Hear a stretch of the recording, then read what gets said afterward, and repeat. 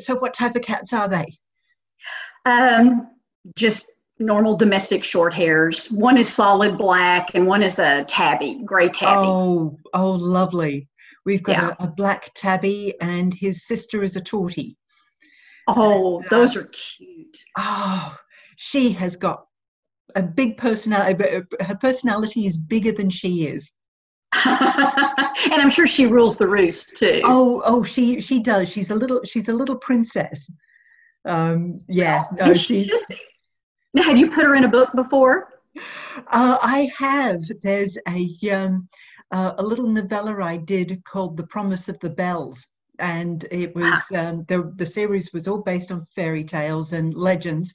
So I chose Dick Whittington, and Mog the cat is based on Coco. That's sweet. Whose actual name is Cacophony, because we got into the habit that every cat we had to have a name beginning with C for cat. Mm-hmm. So her brother is Claude, because when he was a kitten, he just clung to you. He was all claws. Coco had an opinion on everything. So meow, meow, meow, meow, meow. And so, yeah, Cacophony, but she gets called Coco for short. That's cute. Oh.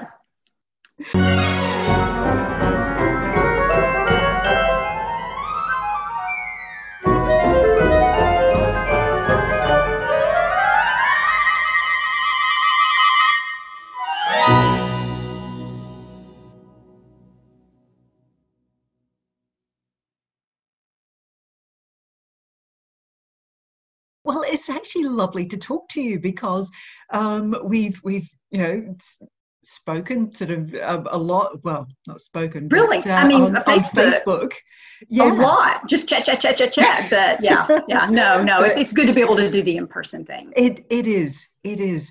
And how's your autumn been? How's the weather been at your neck of the woods? I'm in Texas, and on any given day, especially this past week, it's pretty much been almost all four seasons. Right. 4 o'clock, 5 o'clock one morning, I'm getting up to walk, and I'm wearing gloves, and I'm putting on long sleeves and do my walk. And then fall happens by 10 o'clock, it's cooling off, and the sun is coming out and everything. And the monarch butterflies are flying through Texas down to Mexico right now. So this whole week I've seen monarchs everywhere I've gone. And then by afternoon, I'm starting to sweat and get hot, and summer. And so Texas is crazy. I have run my air conditioner on Thanksgiving Day in late November. Right. And then I have had snow on the ground here. Wow. So it's just a crazy place. Fantastic. Oh, wow. So tell me a bit about your entry in O Night Divine. What's the title of your story? I have a copy here. It is based upon the To Trust a Duke. This is from my Soldier and Soulmates Regency series. There are 5 in this. It's 5 different soldiers who have fought on the continent, and now they've come back and claimed their titles, and of course found their soulmates. Oh. And the 3rd book is To Trust a Duke, and it's Reed and Ashland's story. And she has run a school, Dunwood Academy. And it's close to where Reed is. And when he comes back and claims the dukedom, of course, they're in the neighborhood and they get to know each other and, of course, fall in love. And at one point, Dunwood Academy burns. And so when they wed, he lets her have the school within a wing of his country estate. And so this is about about 7 months after they have wed. So at the end of this book, we're now picking up Yuletide at Gillingham. And she's 5 months pregnant, still running the school, which a couple of the patrons who have students there are not quite sure about that. But we get to know some of the boys there. And I've had several readers want one boy's story in particular. They've always asked, what about Edward? What happened to Edward? He's the son of a local farmer, brilliant in mathematics and music, and he has a port wine stain on his face, which they called a fire mark at that point. And a lot of people just look at him very leerily. But Ashland School is a place where everyone is welcome. everyone is included. It doesn't matter if you're the son of a duke or a son of a farmer, as Edward is. And so basically this novella, Reed and Ashlyn, they anchor it, since they are the romance couple. And of course, being newly pregnant, all that kind of stuff. It's exciting. But it is Edward's story and a new boy, Thomas, that has come, and how Edward takes Thomas under his wing. And these novellas are so short. I know that it was hard for me to write that short. I don't know about you, but it's about 3 chapters and then an epilogue. And in the epilogue, we are almost 20 years into the future. Mm-hmm. So we see not only what has happened with Reed and Ashlyn, they have 4 children at this point, but we see Edward and Thomas as grown men. And it was kind of nice to tie the bow and make everything circular. It's lovely, and you're right about short stories and novellas. It's almost like telling a joke. You've got the setup and then the punchline, and it really does force you to sharpen your writing, because the thread that weaves the whole thing together has got to be so tight. Yes, even descriptions. You can't elaborate on descriptions. You really have to hone that down, hone the action down, limit the number of characters that interact. Yeah. So I think all of us, the way we've written our stories, any reader could pick up and read straight through the 23 and enjoy these holiday stories. But for people who have read our previous series, I think my readers will be like, oh, it's so good to see him and her and this and that. And to me, it's fun again, because I didn't know I was going to get to revisit these characters. Well, first of all, Soldiers and Soulmates started out as a trilogy, and it was 3 friends who went to war, and they eventually came back. And the series did so well that Kathryn asked me to extend it another 2 or 3 books. And so I did, and that was fun, because I got to include the 3 couples from the first 3 in 4 and 5. Even though I'm writing as standalones, I try to sprinkle those people in. Yeah. The readers, they love that kind of thing. They really do, seeing those familiar faces and all. So I thought once number 5 was done, but that's it. To win a widow, it's gone, it's done. And then to get the opportunity to come back and just visit this couple at a sweet time in their marriage and see the boys that they're helping, it was lovely. Because Regency was a complete change of pace, because you're best known for your medievals. Did you enjoy exploring Regency? Well, I was a little nervous, I will be honest. I had written 16 medievals for Dragonblade, and Kathryn challenged me. And she said, I want you to try something new. And I have accepted every challenge she has given me in terror. And I wrote my first novella, wrote in the Lion's Den. I've written in the DeWolf novellas, that kind of thing. And so I was like, okay. So she said either Scottish Highlanders or Regency. And as a reader, I have enjoyed Regency since I was about 14 years old. Mm-hmm. And so I thought, okay, I'm going to try Regency. And I was worried because of all of the dang rules. And readers will call you out. I mean, if you don't know that morning calls happen in the afternoon, that thing. But I was a history teacher. That was my career before I started writing. And so I did love the research and all. Yeah. And my first Regency series was the St. Clairs.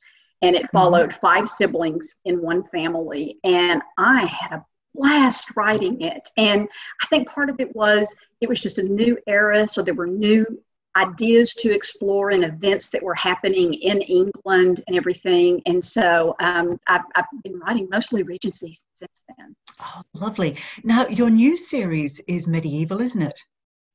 Yes, it's a trilogy, and it's something that I had actually written in between the St. Clairs and Soldiers and Soulmates, and we decided to go on and put it out now. And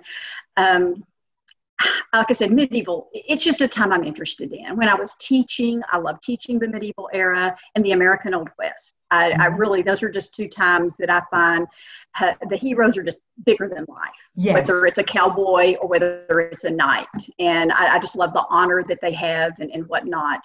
But Regency it's just, I don't know. I think it's that Calgon Take Me Away that we all want. We all want to wear the pretty ball gowns, and we all want to dance with a handsome duke. And I try to throw in a few elements of danger or suspense, but everything pretty much is anchored in love.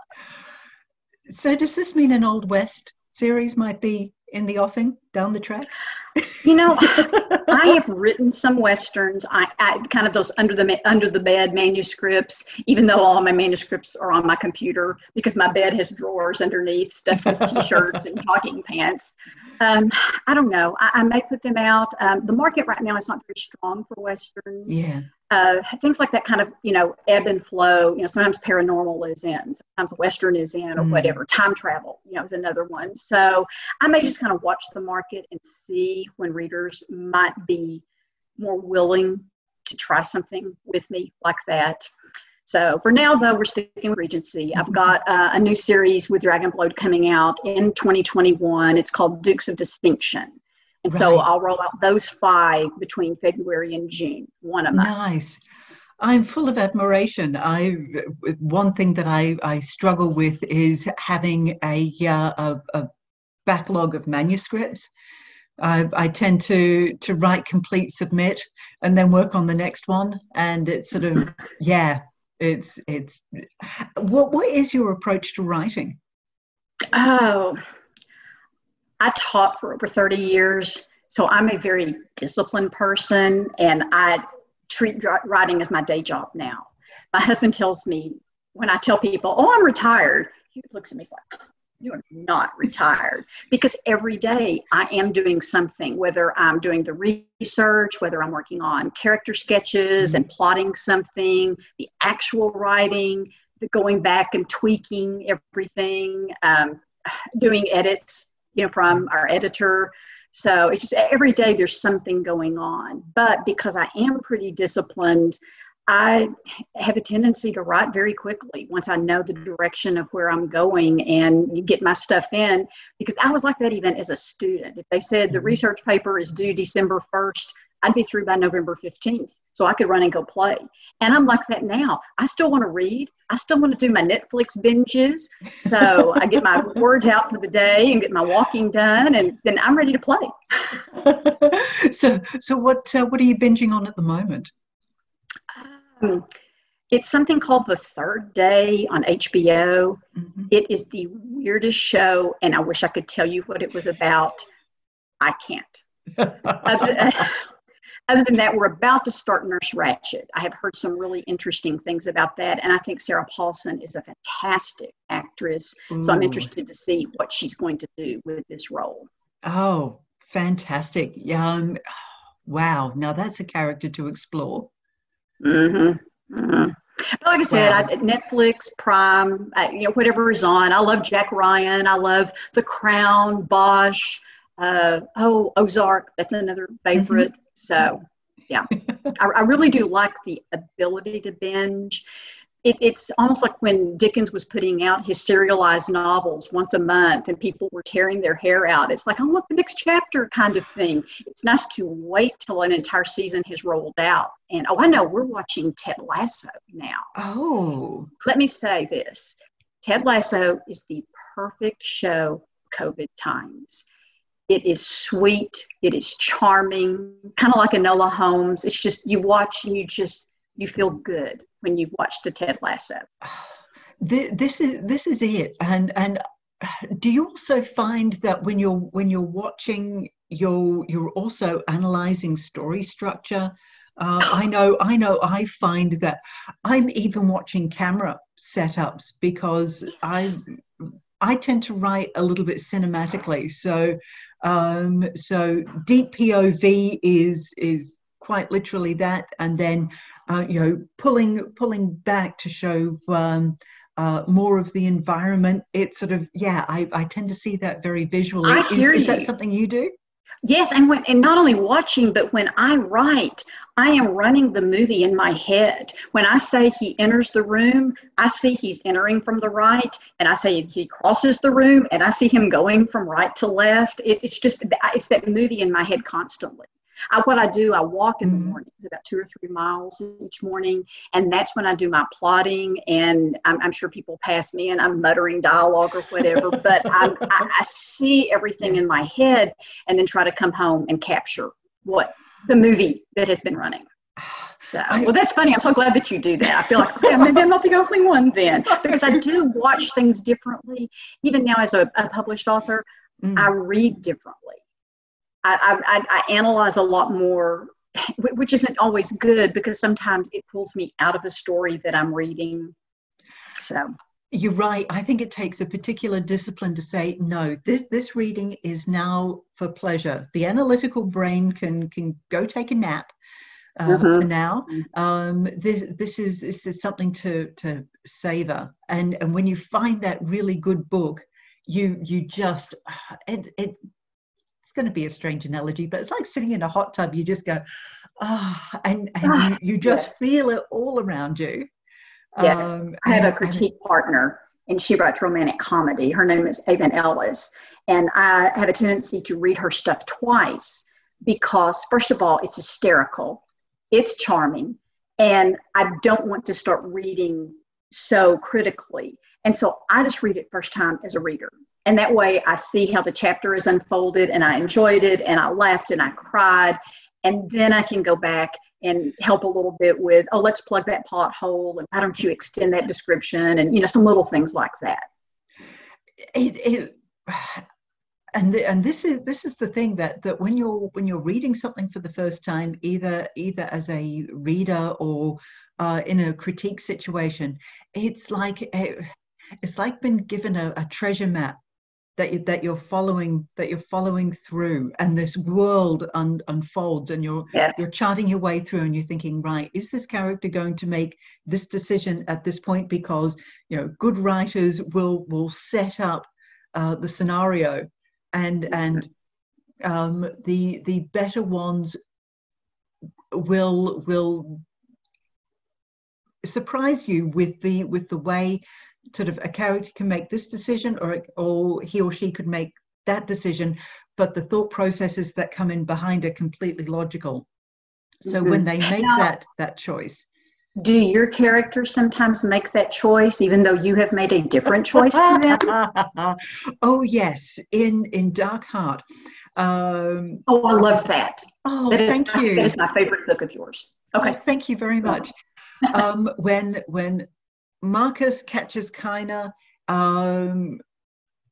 talking to Cato, who's under the Senator Cato, who's under house arrest, I had them go in and go out, but when I've forgotten the name of the homeowner who was under house arrest, I found myself typing and thinking, okay, Marcus is going to do X, Y, and Z and get out. Then all of a sudden, he wasn't, and it's sort of, oh, okay, I'll just type. You just tell me what you're doing. No, exactly. Really well. Yeah. I know. I do general plotting. I know some people do 40-page, very detailed outlines. I'm more of a bullet point kind of person. I want this, and this, hitting those main targets. And even then, sometimes I'm zooming down an interstate highway, and my characters, they want to go off on the little small town route. Let's take the farm to market road. And eventually I'm able, to steer them back to where, on the map I want them to be.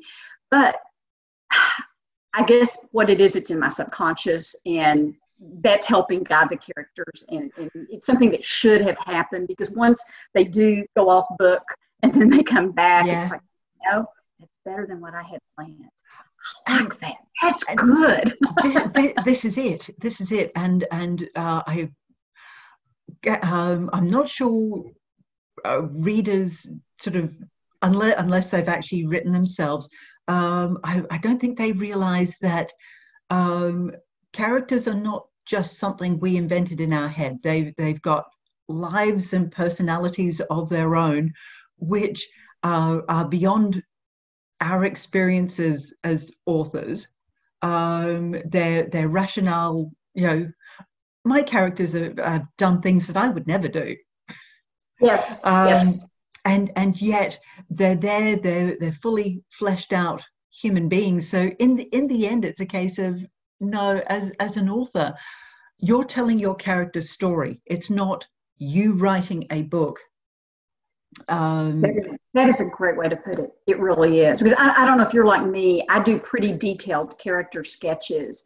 And I bet half of what I do doesn't wind up in the book, but it's in my head as I'm working with that character, and how much are they going to reveal or why they act a certain way. I may not say they did it because of this, but it's something in the back of their head, a previous experience they had or an encounter with someone, and that's why they're reacting and responding in the ways they are. Mm-hmm.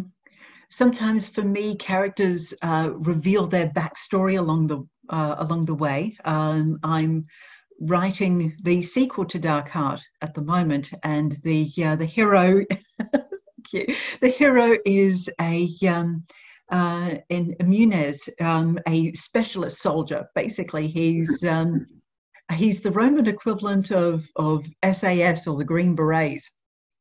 And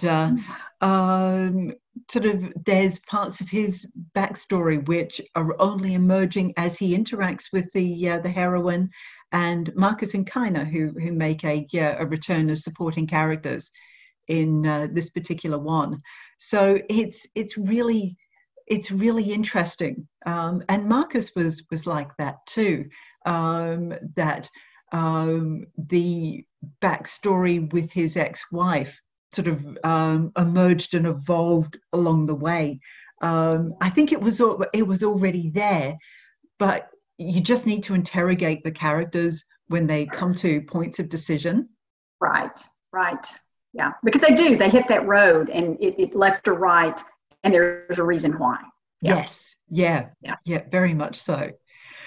So tell me, because we're coming into Christmas, what does a typical Christmas look like for you? I'm excited about this Christmas because I have a little granddaughter. Oh, she just turned 1 in September, so she was very young this first Christmas. In fact, we plopped her on Santa's lap, and she was very chill. She just kind of sat there and did her hand like that, and we got some amazing pictures of her with Santa. Now she'll be about 15 months, so I'm sure it'll be the kicking and screaming or whatever. So, but I'm looking forward now to being Nana and her starting to become a little bit more aware of things like that. So that's very exciting. It's wonderful to experience the world again through the eyes of a child. That yes. As adults we can, because it's familiar, we've experienced it year after year. And say in the case of Christmas, or for instance, seeing a butterfly, sort of remembering the wonder of the world around us and the people around us is really precious. Yes. Well, we love looking at Christmas lights, so I'm sure we'll probably take her and, look at the Christmas lights and trees. I'm a big decorator and love to put the trees and all of that kind of stuff up. And we have certain items that we have to have at every Christmas, and sometimes they don't even have a name. My dad calls one thing I make that pineapple stuff. The thing that goes well with the ham, the pineapple stuff, and everything. Well, I know what it is, and I don't even know where we got the recipe of it, but it's in a recipe book that I have. One Christmas, my mom got me the most wonderful gift. It was a blank recipe book. And so I could write the recipe, how many it serves, and put that in. And so it's kind of become a family one. And friends have given me recipes, and it's just one of my most prized possessions because it's just all collected in one spot. Beautiful. We lost my mom a couple of years ago. Yeah. And so sometimes when I make some of those dishes now, I just feel closer to her. That's beautiful. Does it snow for Christmas, or is that just a little bit later on in the season? It rarely snows in Texas. I have lived in Texas my entire life, probably 10 times in my lifetime, and maybe once on Christmas. North Texas doesn't get cold. Like I said, we run our air conditioner sometimes at that time of year. It's just crazy. It really is. And yet, when a big event happens, maybe 4 or 5 years ago, the Super Bowl was held in just outside of Dallas. And of course, we had one of our crazy ice storms, and the city comes to a halt because snow is one thing to drive on, but she's different. And so all the activities that had been planned, the outdoor concerts and everything, it just pretty much ground to a halt. My husband was working in sports at the time. He recently retired, but we actually did go to a couple of things. They had one of those Super Bowl celebrity bowl parties where they have stars that come in and play. Matt Bomer was one. I was like, oh, Matt Bomer, Guy Fieri, that kind of thing. So it was fun to get to go to a couple of things like that. But I felt so bad because weather here, usually we have very, very mild, very moderate winters. And for an event like the Super Bowl to come and then just basically be wiped out by this 4-day ice storm, it was just crazy. Wow. Of course, Christmas is summer here. So it's a completely it's just so hard experience. for me to wrap my head around that. I remember the first time that I read Victoria Holt novel, The Shadow of the Lynx, and it was set in Australia. And at Christmas, it was 90 degrees and they were sweating, and I was like, what? Do you go swimming on Christmas Day? Yeah. Oh, yeah, we do. A lot of families have Christmas at the beach. Where we live, it's a tourist city, so there's lots of parks by the beach. So a typical Christmas for a lot of families would be a picnic by the beach. So instead of all the Christmas trimmings, but they're served cold. Prawns, shrimp, but these are big shrimp. These are maybe that big across. Tinsel around the picnic shelters, and then down at the beach. One tradition that is very Australian, which I absolutely adore, is carols by candlelight, and city and town councils put them on, churches put them on, community groups, and it's down at local parks. People bring candles, torches, or glow sticks, and a community band and choir, and we all sit in the balmy summer evening and sing Christmas carols, and it's just a beautiful experience. That sounds wonderful. I need to come down under for Christmas sometime. You'd love it. It doesn't get too hot. It only gets terribly stinking hot in February, which would be the equivalent of your August. Okay, good. Now I know when to come. So it's absolutely beautiful. This has been a wonderful, wonderful chat, and I'm looking forward to doing more. I'm just so glad that you volunteered to do this for everyone. That's awesome. I think it'll be a great way for readers to get to meet authors and just know us on a little bit different level. And I wanted to be first. I just wanted to get it over with because I'm very nervous. I'm very shy. I'm one of those extroverted introverts because I was a teacher.